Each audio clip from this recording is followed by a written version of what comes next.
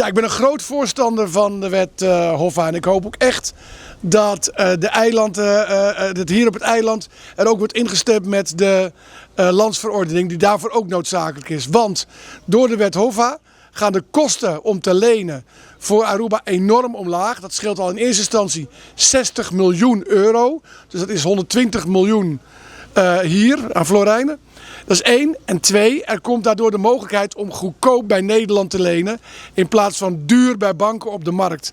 En daarmee kan er volop geïnvesteerd worden. Bijvoorbeeld in het verbeteren van de wegen, bijvoorbeeld in de raffinaderij in het gebied daar. Of in woningbouw of in andere zaken die belangrijk zijn voor de Arubanen. Dus het is heel erg belangrijk dat naast de wet Hoffa, die in Nederland door het parlement moet, hier ook de landsverordening door het parlement gaat. Want dan komt er echt veel meer geld ter beschikking voor de mensen op Aruba.